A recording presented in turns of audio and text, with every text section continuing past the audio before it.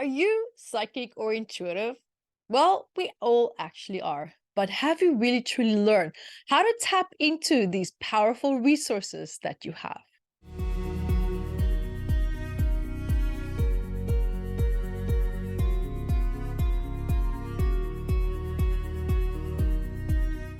Hi, and welcome to today's talk about awakening your sixth senses. I'm really excited about this. Now, welcome for those of you who are new. My name is Evette Rose, and I am thrilled to have you here with me today. And also, I am best well known for having written this big book called Metaphysical Anatomy, which is a big book of psychosomatic stress, 679 medical elements, and the psychosomatic stress of that for adults. So today we're going to talk a little bit about awakening our senses and also how to learn and understand, read messages of the bodies, and how to be psychic and intuitive. Now, this is a topic that greatly excites me, and I absolutely love this because this is something that's very tremendously powerful and something that we all have. We are all psychic. Every person on this planet is psychic. Now, why is it that some people are more psychic than others? So remember, sometimes people can actually be frozen in their trauma and their focus doesn't allow them to see beyond the pain and the distress that they actually are experiencing in their life. So it's not that people are actually behind or lost. I know some people say that, and it's quite sad to say things like that. People are not behind. People are just frozen in trauma. Remember that our past experiences, it has a huge impact on our intuition and also our psychic abilities. Now, this is a topic that I'm going to be diving into here with you today because I've been developing and working on it for quite some time. And it's also something that I was born with, just like you. So we are all born with this ability. However, some of us subconsciously can actually switch off our intuition and also our psychic abilities. The reasons, it can be endless, but one of the most popular reasons could be because of negative feedback. You know, sometimes when you say something or you see something, wow, do you see that colors? Did you see that angel? And other people might say, what? Are you crazy? Why are you saying things like that? That what you said doesn't exist. You see, they can't see what you see. And sometimes we stop believing in our abilities because of negative external feedback. Now, some children are fortunate to actually have parents who are open to the idea that they are amazing beings out there and that we can connect with information to help us to align with our manifestations, our goals, and also our dreams. Now, you may know people who effortlessly manifest what they want, and you wonder, why can't you do the same? Now, we often feel like we're doing the same things as them, but we're not achieving the same results. Now, there are many reasons for this, and I'll try to shed some light on this of as many points as possible to help you to understand why. Now, remember, I wrote this big book called Metaphysical Anatomy, and my intuition and psychic abilities played a significant role in that as well. Now, I received psychic support from my spirit guides and also my spirit council. This was definitely not a one-person project. And I'm very thankful for all this amazing help that I received. And my journey started with being wide open and receptive to these angels and these spirits, and also observing their presence and even seeing their auras and also in different colors. Now, they felt friendly and very kind. Now, this is how I saw them as a child. And I never felt scared. And occasionally, of course, they were like this odd presence that didn't feel quite friendly. But my spirit guides have been with me my entire life. Now, it's very important to allow this type of information to come through us so that we can speak to our guides and connect with them. Now, if you've asked your guides to come forward, and for example, they haven't, then one of the main reasons might be that you expect information to come through a certain way. So when we ask questions, it's often maybe about something that we feel a little bit stressed about or anxious about, and maybe we anticipate the answer. Now, have you noticed that when you ask a question, you might feel nervous or worried or stressed about it? Now, what happens is that this stress can actually block the information from coming in. And the reason I say this is because when you ask a question and there's stress associated with that question, it's often because a part of you wants to know the answer, but there's also a part of you that's a little bit uncertain, like, do I really want to know? So you might think, do I want that answer? If I do have that answer, maybe will it cause more problems? We fear receiving answers for a reason. Now, that fear creates resistance. Because the moment we have that doubt, right, that doubt that's now coming in, that's blocking information from moving forward, of course, we consciously want to know, but deep down, there's often resistance. Now, it's this resistance that disrupts the flow of information from the quantum field to come through you and to give you the message that you are looking for. Now, another aspect is when we try to read for someone else or find an answer for someone else. Sometimes when people ask me questions, it triggers trauma, sometimes maybe associated with the question, or it can remind a person of an unpleasant experience in their life. Now, in this case, you might feel a strong block because a part of you doesn't actually want to connect with that information. Or maybe you have a fear of reliving certain aspects of it if you do connect to it. And when you are in a state of resistance, you are not a frequency match to the answer to flow to you. And this disrupts the flow of information from the quantum field to you. Now, keep in mind that I often use the terms intuitive abilities and psychic abilities. Now, there's actually a very big difference between the two.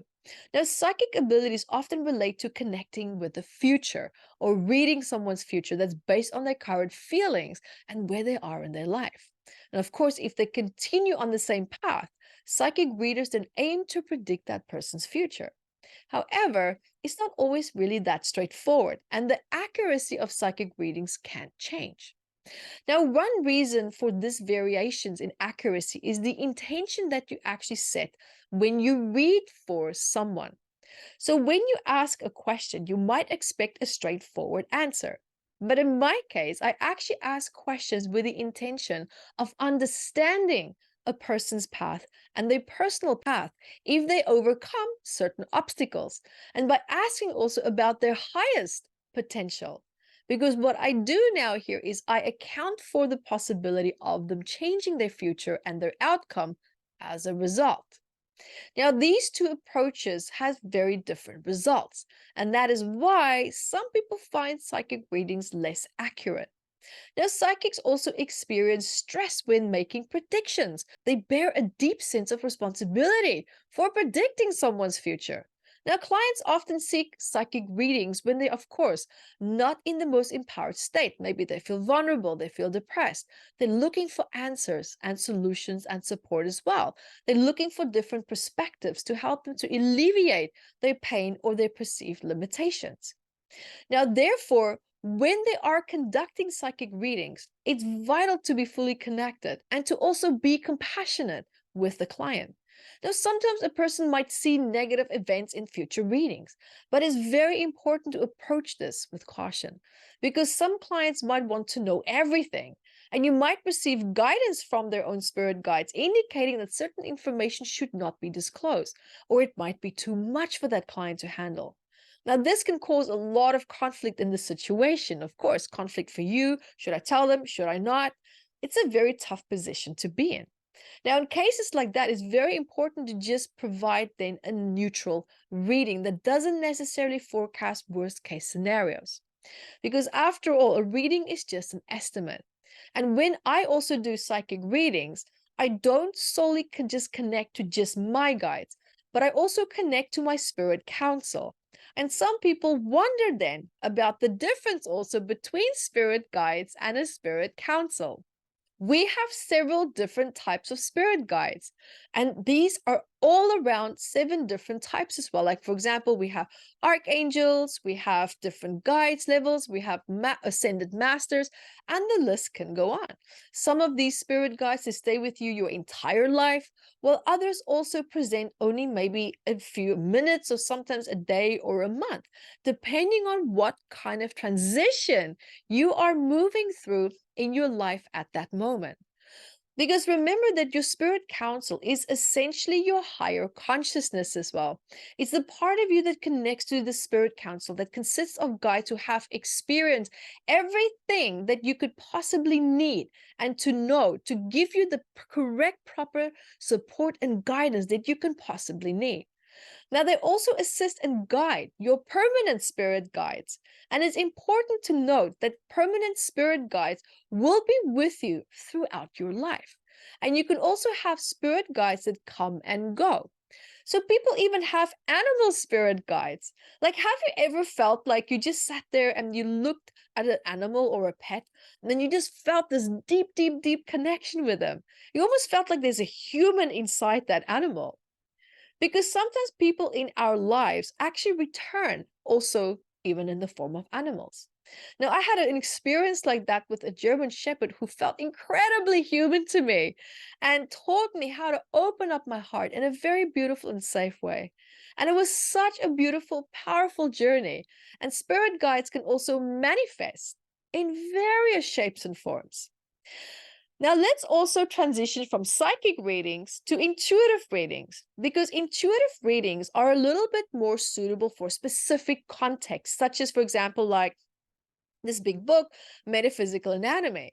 Now, I wrote this book using my intuition. And here I also analyze, for example, people's bodies, their circumstances, and also psychological or physical stress that they had.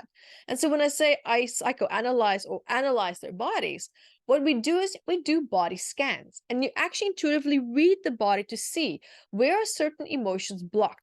Maybe there's certain ailments. What could be certain emotional stressors that is behind this ailment as well? So, regarding psychic and intuitive readings, and then on the other hand, mediumship is also now helping people to connect to objects, to read objects that perhaps belong to someone who passed away, and then also to connect to people that have passed over. Now, coming back to psychic and intuitive readings, I am very, very excited to also tell you about a workshop that's called Intuitive Spirit Guide Workshop that I also teach. It's a 4-day workshop, and all 4 days have different topics. Like day 1, we teach you how to become psychic, how to become intuitive. Day 2 is all about how to work with your angels and heal with them. Day 3 is becoming a medium, and day 4 is communicating and healing and working with animals. Now, you can do these 4 days together in this one workshop, or you can do actually these different topics in separate workshops. If you only would like to, for example, learn how to work with animals, that's perfect. We will have workshops coming up that also has these individual days as a standalone workshop. So you have many, many options to dive into your amazing talents and journeys. Now, just quickly here, returning to my journey, because as I mentioned earlier, my spirit guides have been with me throughout my whole life, and my ability to predict things, including sensing people's moods and emotions and understanding and their body language as well, was actually quite accurate. Now, I attribute a big part of this ability of growing up with my father, who was a very volatile and a very abusive person. And he also had a lot of addiction problems, and he had a very short temper. And our family life, to say the least, was very chaotic. Now, it was very difficult to predict his mood swings. Now, what happened was I developed a very strong sixth sense to sense his mood and his behavior, which actually helped me very tremendously to navigate this volatile household that I grew up in. Now, I could even tell from the way that he would place the keys on the kitchen table, or how he would open the front door, or how he walked, whether that day or that evening was going to be peaceful or not. Now, this was a survival response, and my intuitive abilities actually really helped me to adapt to these challenging situations. And these psychic and intuitive abilities are not just only influenced by our spiritual connection, but also by our biology, by the body's biology. So now remember, we also have the biology's consciousness. And this is, for example, our instinctive responses, the body's need to maybe, survive, to procreate, to become successful, to be competitive. It also helps us to become fully connected and also aware of what is going on around us. Now, this is something that I've learned from my childhood as well, and how my intuition actually began to develop purely as a survival response. And then I started to learn how to use my psychic abilities and also my intuition for other purposes, like connecting with my guides, angels, and also other people's guides. And now, talking about so much guides and readings, I would love to do a healing meditation with you to help you to explore your intuition.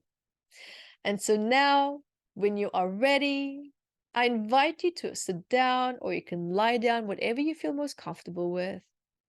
And let's start by taking a nice deep breath.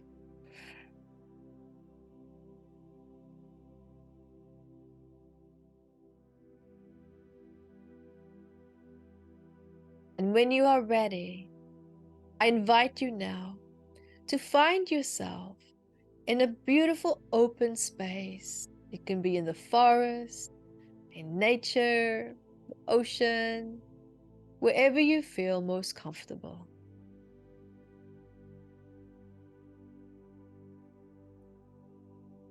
And when you are ready, I invite you to visualize or pretend that there's a big waterfall in front of you.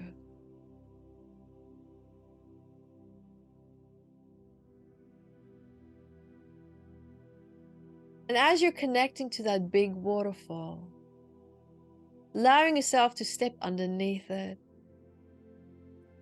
feel how that water is flowing through you and out of you, flowing through every single cell in your body, releasing stress, exhaustion, fatigue, releasing also other people's stress that you might have taken on.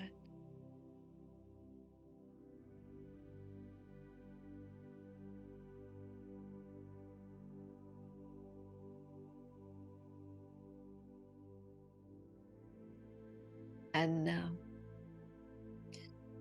let's connect to our psychic and intuitive ability.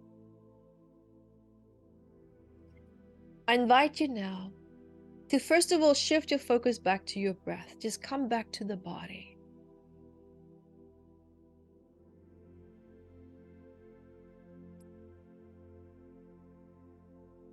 And now, if you have a question, maybe that you would like to ask the quantum field, meaning also the universe, or maybe your guides, or maybe your higher self, think of that question right now.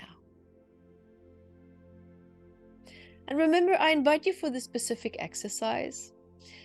Pick a question that doesn't evoke fear or anxiety, because we want an accurate reading for the first time that we try this. So have your question ready now. It can be a fun question.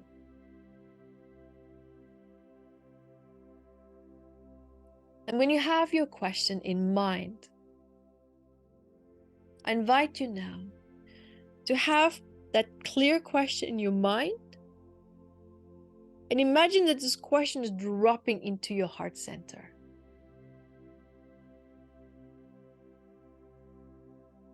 And then from the heart center, feel how that question with your intentions is expanding out into the universe, out into the quantum field.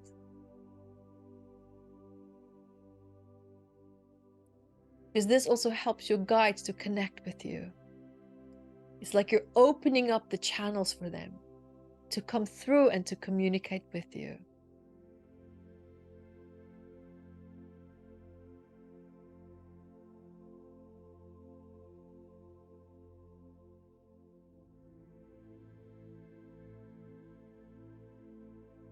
And now, the next step is imagine that you're standing in the river. And this river is actually an energetic stream that holds your timeline. Standing now in that energetic river with your feet, And as you do, observe and notice, what do you hear, feel, see, or sense in that stream of time? What answer or feedback is revealed to you when you ask your question again? Ask your question now, again.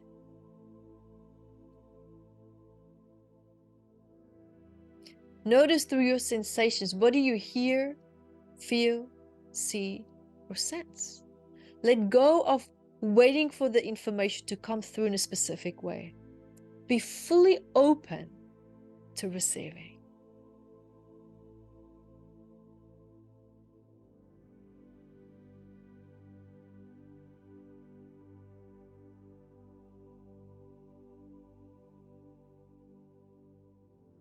And now, whatever you answer you received, receive that answer without judgment, knowing that this was your first time trying this. And whatever answer you received, it's perfect for this moment. And now, when you are ready, release all these visualizations, following my voice back into the room, back into the here and now. Imagining a ball of light underneath your feet, bringing your full focus and awareness to the bottom of your feet.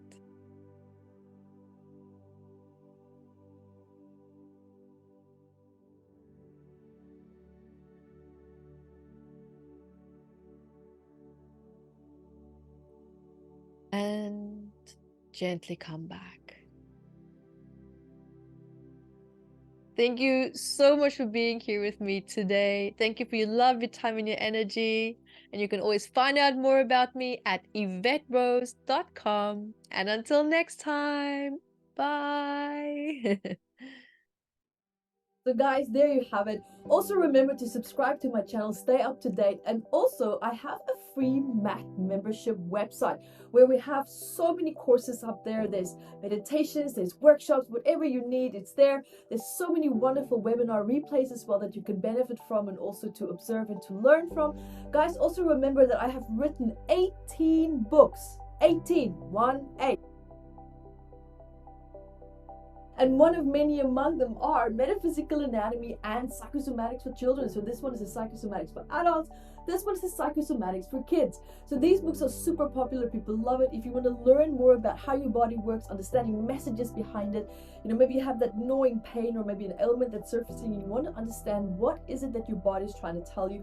Guys, these books are going to be absolutely invaluable to you. You can find it at evettebooks.com, where you will also find all my other 18 books. And guys, also remember to keep asking all these great questions. I love to answer your questions at Ask Evette, where we discuss, life conundrums and, life challenges, and just answer questions perhaps where you feel, quite stuck in your life. I would love to share my perspective with this and to help you to resolve perhaps certain pain points that you might be having in your life as well.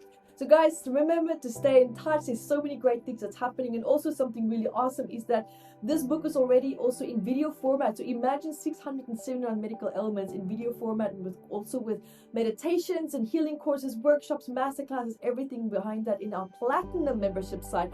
So guys, remember to check that out. There is so many great things happening there. So see you there.